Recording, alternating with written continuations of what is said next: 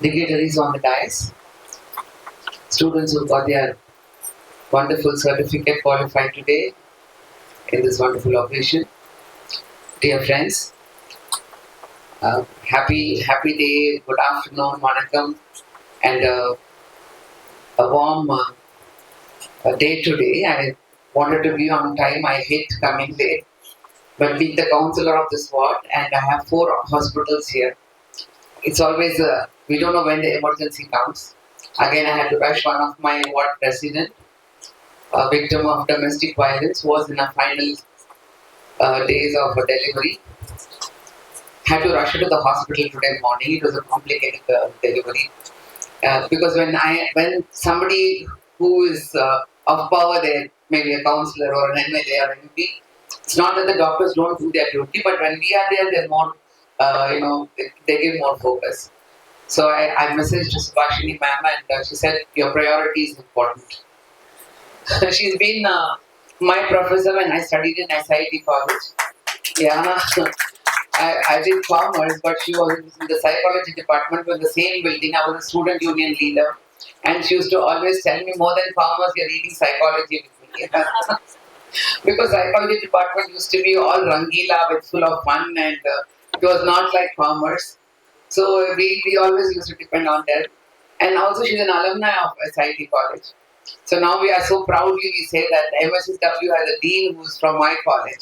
And anything and everything she asks, we are always there. And I'm also humbled to say that I got elected as the counselor of this ward. And when she congratulated me, okay, I can tell people my student is the counselor now. So that being it, Mssw is the pride of not just Chennai or Tamil Nadu, it's the pride of India. Believe me, my daughter just graduated Young India Fellowship from Ashoka University. I was there last week. And when I told them, Egmore, I'm a counselor from Egmore, they said, वहाँ पे वो कुछ MSSW आपके ward में रहता है. बोले हाँ जी मेरे वार्ड में. ओ इतना बढ़िया college. So that's how you are recognized. All over India, people know that you want to be known as a social service worker or you want to know as somebody who is qualified in this field, then you go to MSSW. Like how IIT is recognized and other institutes are recognized, it's a prime institute. Hats off and kudos to all the young leaders who are here to attend to the very sensitive topic. And in the present day, you have the stalwarts talking to them. I'm humbled to share the stage with them. But I come from a family of 5 siblings. Father had 5 siblings, mother had 5 siblings. So the house, we never had our own room, even after we got married. And when I got married, my in-laws, my mother-in-law had 4 siblings and father-in-law had 6 siblings. So it was like, it was a huge mela always. And we never thought about my time or my room or my bed or my covers. It was always shared. So we were brought up with that tolerance. So now the level of tolerance is not there, not to blame the children, but to blame the system. Where we've come to nuclear families, where the textbooks are telling that this is grandfather, this is grandmother, this is father and mother, this is a joint family. And then this is father and mother and me, this is my home. Now I think the next textbook will be me and my father, this is my home, or me and my mother, this is my home.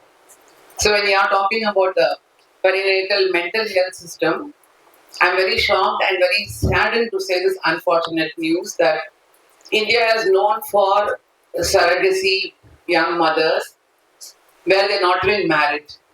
In North India, I know for sure, and we will have data where you can look up to it, where teenagers are pushed into being surrogate mothers. So we are fortunate, we are privileged. When we are talking about the father and mother being together and having a baby, where the support system needs to come from people like you. But what about all those underprivileged young women who have just attained puberty and who are pushed due to the economical struggle that they are having to get into being a rental home? So I think as young leaders. And when India is going to be very soon a very huge economy, and we are talking about taking India to the next level of being a superpower nation and all that, there needs to be an inclusive growth. And inclusive growth can come only when the underprivileged and those less privileged or who have no access to health. Tamil Nadu can boast because I come from that system where we are handling all the civil requirements of the community.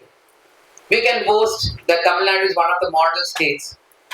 You just have to visit our government maternity hospital and you can see the way we look into the general well-being of the mother from the time she has conceived.